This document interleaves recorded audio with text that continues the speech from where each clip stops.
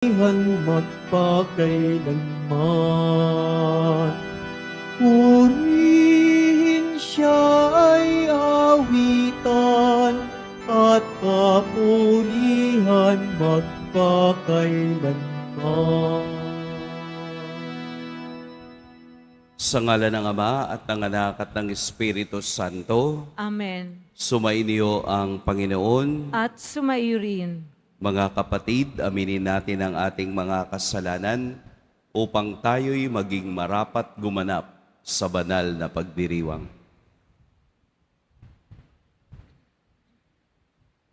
Tayo pong lahat, inaamin ko Sa makapangyarihang Diyos at sa inyo mga kapatid, na lubha akong nagkasala sa isip, sa salita, sa gawa, at sa aking pagkukulang.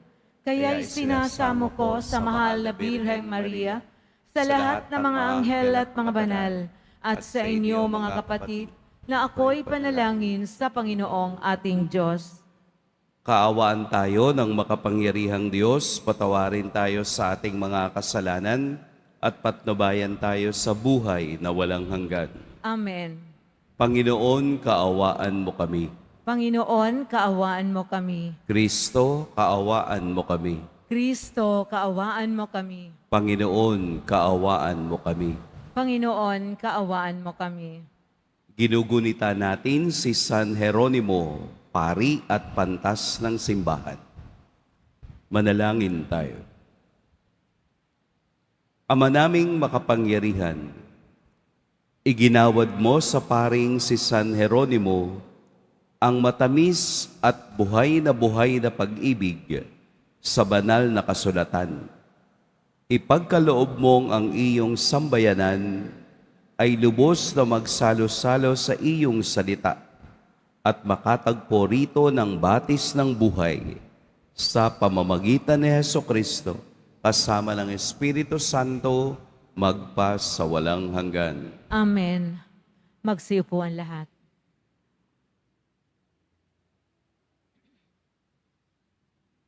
Pagbasa mula sa aklat ni Job.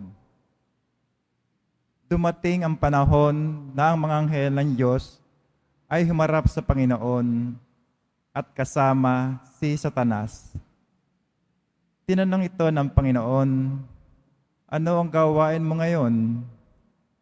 Nagpaparot pa rito sa lahat ng sulok ng daigdig, sagot ni Satanas.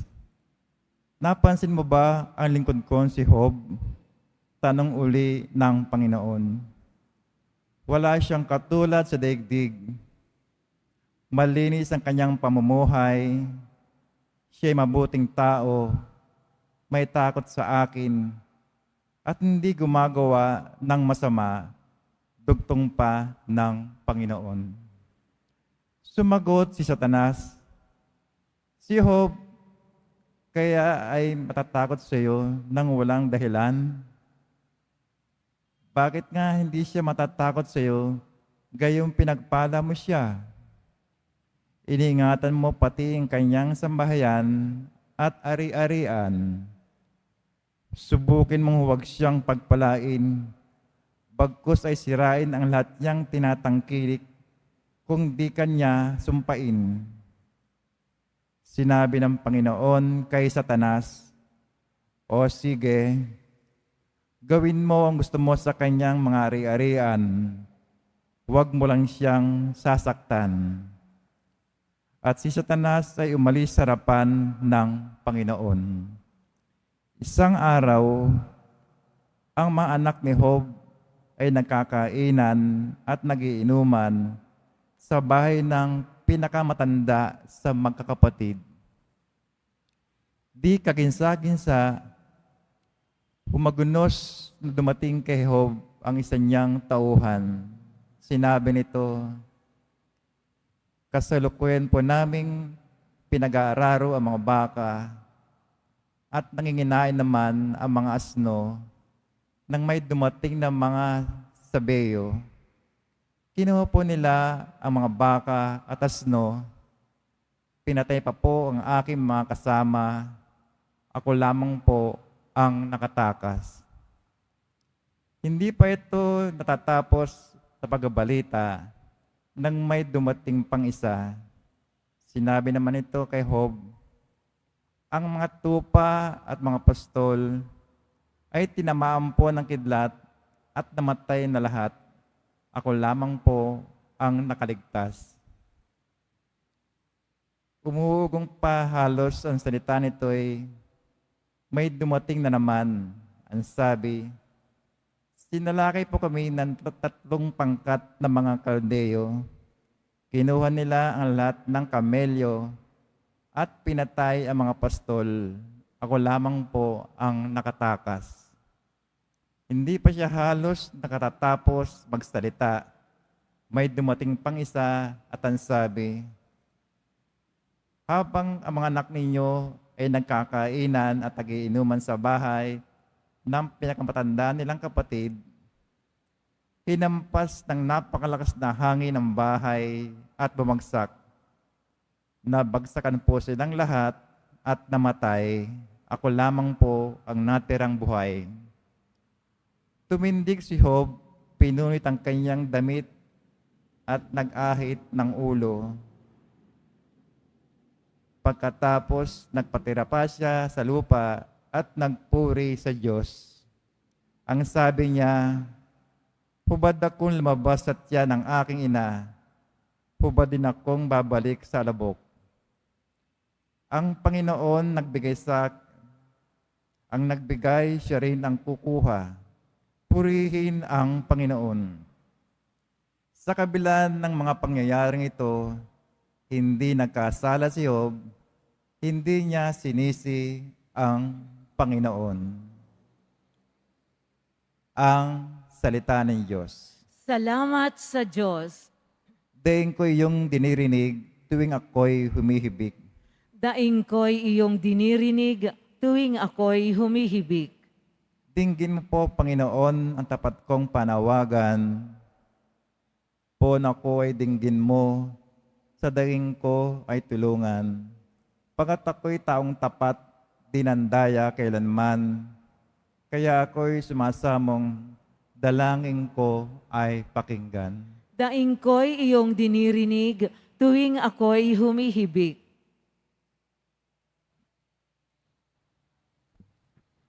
Ahatol ka sa panig ko, sa pasyam mong ibibigay, pagkat iyong natatanto ang tunay na katwiran. Ang tibukin ng puso ko ay lubos mong nababatid. Sa piling ko naroon ka't kahit gabi nagmamasid. Ako iyon sinisiyasat, nasumpuan mong matuwid, tapat akong mangusap, ang layunin ay malinis. Daing ko'y iyong dinirinig tuwing ako'y humihibik. Ang daing ko, Panginoon, ay lagi mong dinirinig, kaya ako'y dumudulog at sa iyo'y humihibik. Sa amin ay ipadama iyong banal mong pag-ibig. Sa piling mo'y ligtas kami sa kamay ng malulupit. Daing ko'y dinirinig tuwing ako'y humihibik. Tumayo na po tayo.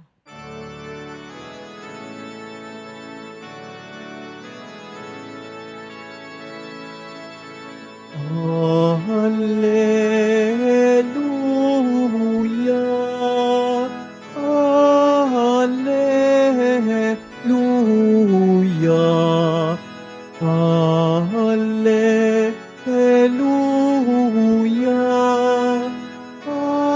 Hallelujah.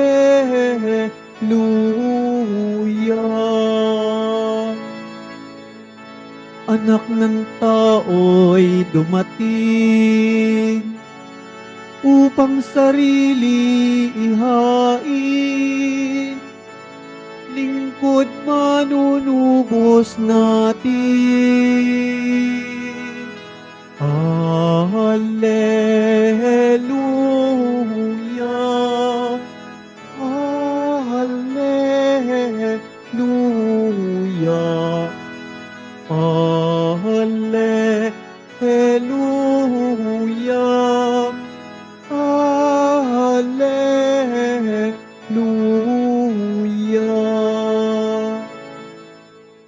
Sumainyo ang Panginoon, At sumairi. ang mabuting balita ng Panginoon ayon kay San Lucas. Papuri sa iyo, Panginoon. Noong panahong iyon, nagtalo-talo ang mga alagad kung sino sa kanila ang pinakadakila. Batid ni Jesus ang kanilang iniisip. Kaya tinawag niya ang isang maliit na bata at pinatayo sa tabi niya. At sinabi niya sa kanila, ang sinumang tumatanggap sa batang ito alang-alang sa akin, ay tumatanggap sa akin. At sino mang tumatanggap sa akin ay tumatanggap sa nagsugo sa akin. Ang pinakaaba sa inyong lahat ay siyang pinakadakila. Sinabi ni Juan, Guro, nakita po namin ang isang taong nagpapalayas ng mga demonyo sa pamamagitan ng pangalan ninyo. Pinagbawalan namin siya sapagkat siya'y hindi natin kasamahan. Ngunit sinabi ni Jesus, huwag ninyo siyang pagbawalan, sapagkat ang hindi laban sa atin ay kapanig natin. Mga kapatid, ang mabuting balita ng Panginoon. Pinupuri ka namin, Panginoong Heso Kristo. Magsipo muna tayo. Magandang umaga po sa lahat. Maaaring magtataka kayo kung bakit saan nanggaling ang background ng ebanghelyo natin ngayon. Ito ay nahati sa dalawang bahagi. Yung una ay pagpapakita at pagpapaliwanag ni Jesus kung sino ang pinakadakila. Ang pangalawa naman ay ang hindi laban sa atin ay kapanig natin. Itong sitwasyon na ito ay bunsod ng tatlong pangyayari. Bago sila makarating sa diskusyon na ito, may tatlong nangyari. Ano po yung tatlong nangyari? Una, nang sila ay makabalik pagkatapos na sila ay ihayo ni Jesus ng dala-dalawa at ipamalita ang mabuting balita. Pangalawang pangyayari ay nakita nila kung papaanong si Pedro ay nagpahayag ng katotohanang ikaw po ang Kristo. At ang ikatlo ay ang sitwasyon na hindi sila isinama, karamihan sa kanila ay hindi isinama ni Jesus sa bundok upang magpalit ng anyo. Tatlong alagad lamang ang kaniyang isinama, si Pedro, si Juan, at si Santiago. Kaya pagkatapos nung tatlong pangyayaring iyon, nagkaroon ng pag-uusap ang mga alagad. Nagkaroon ng rivalry, nagkaroon ng jealousy. Pagtanong kaya sila sa kanilang mga sarili at ito ay kanilang ipinahayag sa pamamagitan ng kanilang pagbubulong-bulungan dahil sa katotohanan, alam ni Jesus ang kanilang iniisip. In the circle of these apostles, sa gitna ng kanilang mga ginagawa at pagsunod kay Jesus, nagkakaroon ng rivalry o jealousy ang bawat isa. Yun bang, sino ba talaga ang kilala ni Jesus? Sino ba talaga ang malapit sa Kanya? Sino ba yung mapupunta sa langit? Sino ba yung uupo sa Kaniyang kanan? Ito yung mga advanced thinking nitong mga alagad na ito. Kaya binigyan sila ni Jesus ng isang aral sa pamamagitan ng batang ito. Ginamit ni Jesus ang batang ito upang ipakita sa kanila ang katotohanan na ang pagsunod sa Diyos ay walang pabida-bida. Ang pagsunod sa Diyos ay pure and simple service. Hindi batayan kung sino ang malapit sa Kanya. Kung hindi ang batayan ni Jesus ay ang batayan ng katulad ng bata na umaasa at nagtitiwala sa kalakasan ng iba. Dahil ang bata sa kaniyang sariling kakayahan ay walang magagawa. Kaya si Jesus sa pagkakataong ito ay tinuruan ang mga alagad na nagtatalo-talo kung sino ang bida. Bagkus, ibinaling ni Jesus sa batang mayroong tunay na wagas na pagtitiwala sa Diyos. Sa ikalawang bahagi, ipinakita rin ni Jesus na hindi ito exclusive sa atin. Hindi exclusive na tayo lamang ang nakakaalam. Hindi exclusive na tayo lamang ang gumagamit sa kaniyang banal na pangalan. Ipinapakita ni Jesus na ang pagtanggap sa Kaniya, ang paniniwala sa Kaniya ay inclusive. Ang lahat ay ating isinasama. Hindi natin kasama, hindi siya pwedeng magpuri o gumamit ng pangalan ni Jesus. Isang katunayan na sa makapangyarihang pangalan ni Jesus, mayroong kaligtasan. Ito ang ipinamamanhik ng Ebanghelyo sa umagang ito. Sa pangalan ni Jesus, huwag tayong magpabida-bida sapagkat ang itinataas natin ay palaging si Jesus at hindi ang ating sarili. Ang ating pinapupurihan ay ang kaniyang banal na pangalan, hindi ang ating sarili. Sa lahat ng pagkakataon, anuman ang aking gagawin sa pangalan ni Jesus, ay palaging sa kaluwalhatian ng kaniyang kalangitan. Ito ang ating pagsunod. Hindi makaliligtas kung ano ang pwesto natin sa simbahan. Hindi makaliligtas kung ikaw ay naglilingkod o hindi sa simbahan. Ang makapagliligtas ay ang pagiging katulad ng bata na nakahiga, humihingi, yumayakap, umaasa at nagtitiwala sa Diyos sa araw-araw ng buhay. Kung papaanong naranasan ni Job ang kaniyang buhay sa kawalan, tayo rin minsan ay tinutukso kung papaano natin ipagsisigawan ang pangalan ng Diyos sa hirap at sa ginhawa ng ating buhay.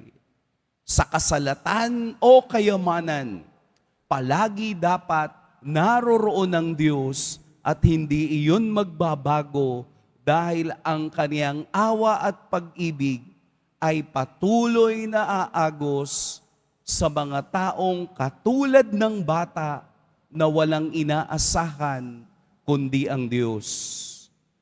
Sa atin pong pagtanggap sa kaniyang banal na katawan, ating isipin, ating isapuso na ang lahat ng ating ginagawa sa pagbukas ng ating mata sa umaga at sa pagpikit nito sa dabit hapon, isipin nating ang Diyos ang ating kasama at ang Diyos ang ating lakas at pinagkakatiwalaan sa araw-araw.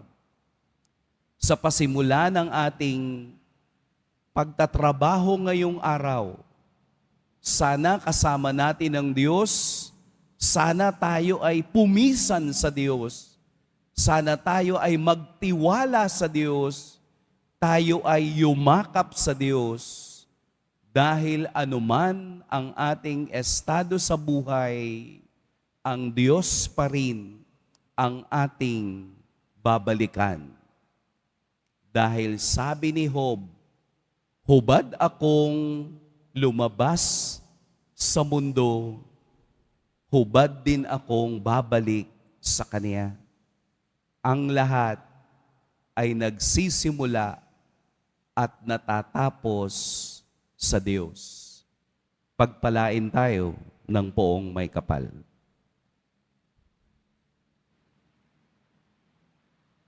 Tumayo po ang lahat.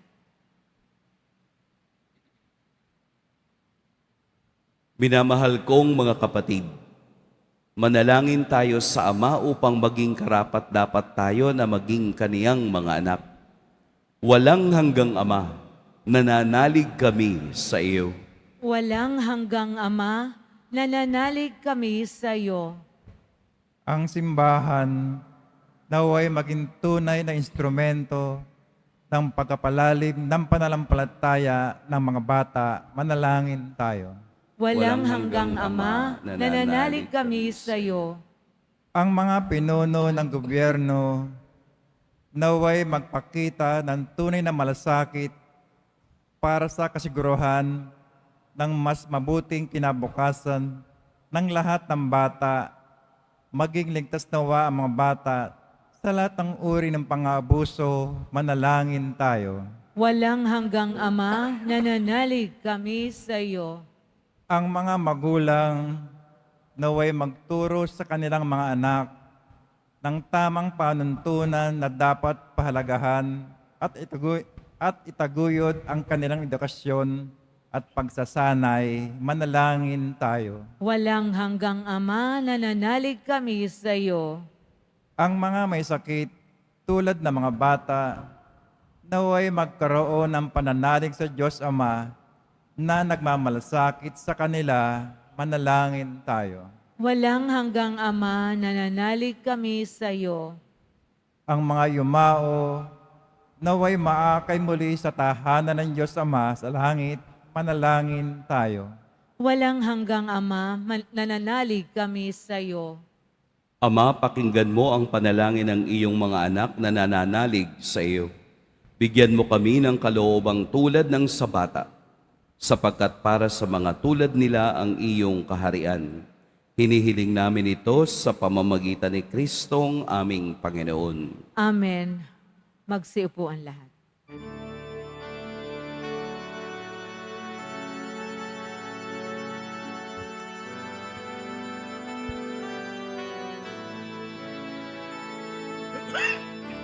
Aming alay sa iyo, Panginoon. Ang tinapay at alak na iyong kaloob upang gunitain ang iyong buhay na inialay nang tayo'y mag-iwang bilang isang sambayanan.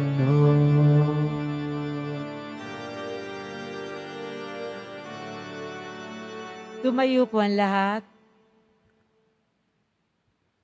Madalangin kayo mga kapatid upang ang paghahain natin ay kalugdan ng Diyos amang makapangyarihan. Tanggapin nawa ng Panginoon itong paghahain sa iyong mga kamay sa kapurihan niya at karangalan sa ating kapakinabangan at sa buong sambayanan niyang banal.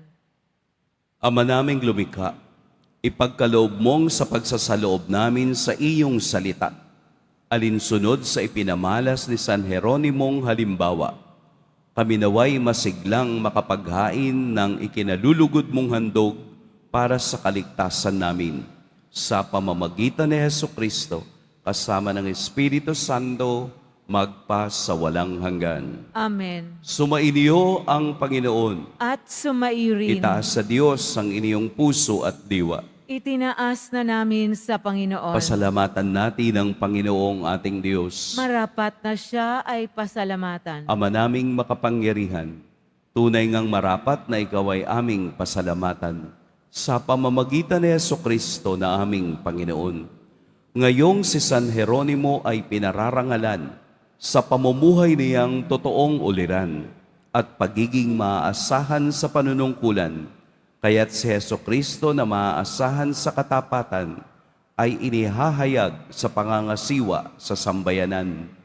Ang malasakit na mga ulirang tagapangasiwa noon ay nagpapatuloy magpahanggang ngayon sa mga panalangin kanilang inuukol kaisa ng sambayanan mong dito'y nagtitipon. Kaya kaisa ng mga anghel na nagsisiawit ng papuri sa iyo nang walang humpay sa kalangitan, kami nagbubunyi sa iyong kadakilaan. Santo, Santo, Santo, Panginoong Diyos ng mga hukbo, napupuno ang langit at lupa ng kadakilaan mo, o sana sa kaitaasan. Pinagpala ang naparirito sa ngalan ng Panginoon, o sana sa kaitaasan. Lumuhod po ang lahat. Ama naming banal, ikaw ang bukal ng tanang kabanalan. Kaya't sa pamamagitan ng iyong Espiritu, gawin mong banal ang kaloob na ito upang para sa may maging katawan at dugo ng aming Panginoong Heso Kristo. Bago niya pinagtiis ang kusang loob na maging handog, hinawakan niya ang tinapay, pinasalamatan kaniya, pinaghati-hati niya iyon, iniabot sa kaniyang mga alagad at sinabi, "Tanggapin ninyong lahat ito at kanin, ito ang aking katawan na ihahandog para sa inyo."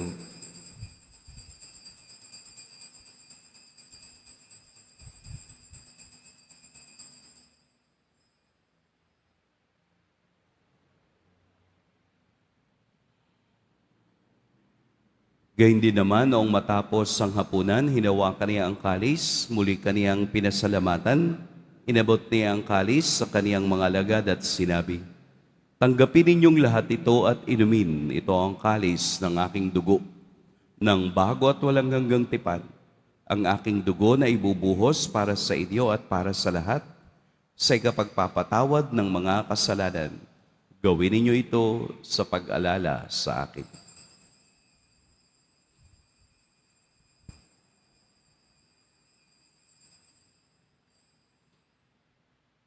Tumayo na po tayo. Ipagbunyi natin ang misteryo ng pananampalataya. Si Kristo'y namatay, si Kristo'y nabuhay, si Kristo'y babalik sa wakas ng panahon. Ama, ginagawa namin ngayon ang pag-alala sa pagkamatay at muling pagkabuhay ng iyong anak. Kaya't iniaalay namin sa iyo ang tinapay na nagbibigay buhay at ang kalis na nagkakaloob ng kaligtasan. Kami nagpapasalamat dahil kami iyong minarapat na tumayo sa harap mo para maglingkod sa iyo. Isinasamo namin kaming magsasalo-salo sa katawan at dugo ni Kristo ay mabuklod sa pagkakaisa sa pamamagitan ng Espiritu Santo. Ama, lingapin mo ang iyong simbahang laganap sa buong daigdig. Puspusin mo kami sa pag-ibig kay Sanay Francisco na aming Papa at ni Jose na aming Obispo at ng Tanang Kaparian. Alalahanin mo rin ang mga kapatid naming nahimlay nang may pag-asang sila'y muling mabubuhay, gayon din ang lahat ng mga pumanaw. Kaawaan mo sila at patuloyin sa iyong kaliwanagan. Kaawaan mo at pagintapating kaming lahat na makasalo sa iyong buhay na walang wakas. Kaisa ng mahal na Birheng Maria na ina ng Diyos, ng kabiyak ng puso niyang si San Jose, kaisa ng mga apostol at ng lahat ng mga banal na namuhay dito sa daigdig ng kalugod-lugod sa iyo, maipagdiwang nawa namin ang pagpupuri sa ikararangal mo sa pamamagitan ng iyong anak na aming Panginoong Heso Kristo. Sa pamamagitan ni Kristo, kasama niya at sa Kaniya, ang lahat ng parangal at papuri sa iyo, Diyos, Amang makapangyarihan, kasama ng Espiritu Santo, magpa sa walang hanggan. Amen. Sa tagubilin ng nakagagaling na utos at sa turo ni Jesus na Panginoon natin at Diyos, ipahayag natin ng lakas loob. Ama namin, Sumasalangit ka, sambahin ang ngalan mo, mapasa amin ang kaharian mo, Sundin ang loob mo dito sa lupa para nang sa langit. Bigyan mo kami ngayon ng aming kakanin sa araw-araw at patawarin mo kami sa aming mga sala para ng pagpapatawad namin sa nagkakasala sa amin at huwag mo kaming ipahintulot sa tukso at iadya mo kami sa lahat ng masama. Hinihiling namin kami iadya sa lahat ng masama. Pagkalooban ng kapayapaan araw-araw, iligtas sa kasalanan at ilayo sa lahat ng kapahamakan, samantalang aming pinananabikan ang dakilang araw ng pagpapahayag ng tagapagligtas naming si Heso Kristo. Sapagkat iyo ang karian at ang kapangyarihan at ang kapurihan magpakailanman. Amen. Panginoong Heso Kristo, sinabi mo sa iyo mga apostol, kapayapaan ang iniiwan ko sa inyo, ang aking kapayapaan ang ibinibigay ko sa inyo. Tunghayan mo ang aming pananampalataya at huwag ang aming pagkakasala. Pagkalooban mo kami ng kapayapaan at pagkakaisa ayon sa iyong kalooban, kasama ng Espiritu Santo, magpas sa walang hanggan. Amen. Ang kapayapaan ng Panginoon naway laging sumainiyong lahat. At sumairin. Magbigayan kayo ng kapayapaan sa isa't isa.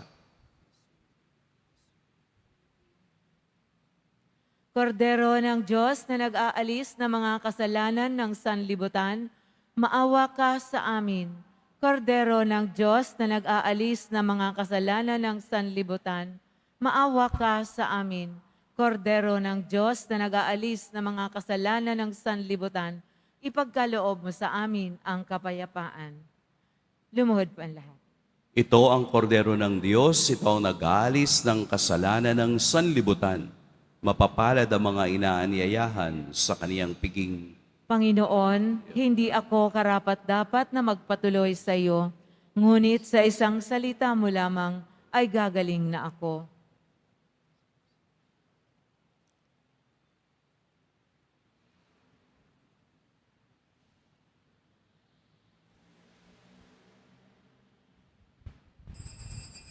Para sa lahat ng tatanggap ng banal na komunyon, sasagot po tayo ng amen pagkasabi ng pari o ng lay minister ng katawan ni Kristo at isubo agad sa bibig bago umalis sa harapan ng pari o lay minister.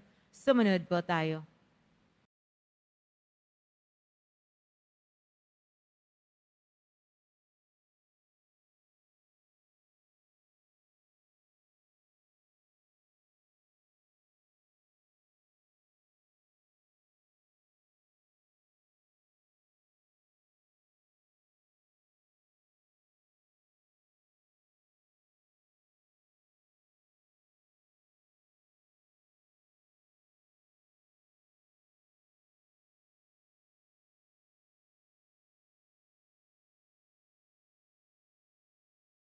Tumayo na po ang lahat. Manalangin tayo. Ama naming mapagmahal, ang banal na pakikinabang namin sa paggunita kay San Jeronimo ay magbunsod nawa upang unawain namin ang mga sinusunod naming banal mong pahayag at sa pagsunod namin ay makamtan ang buhay na walang wakas. Sa pamamagitan ni Hesukristo, kasama ng Espiritu Santo, magpas sa walang hanggan. Amen. Sumainyo ang Panginoon. At sumairin. Yumuko kayo para sa pagbabasbas. Mahal na poong Jesus Nazareno, inihayag mo sa pamamagitan ng krus ang walang maliw na pag-ibig ng Diyos sa sangkatauhan. Pakinggan mo po ang kahilingan ng iyong angkan na nagsusumamo sa iyo. Makantam nawa nila ang iyong katugunan at tanggapin ang kasagutan na may utang na loob na tinatanaw.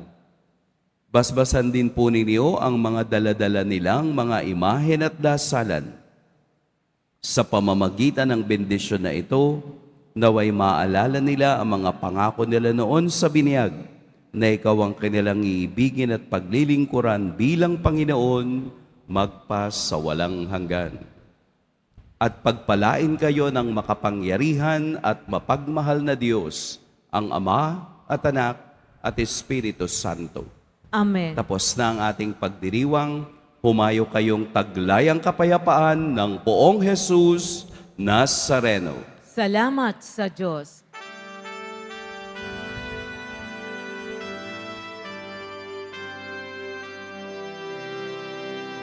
Nuestro Padre Jesús Nazareno, sinasamba ka namin.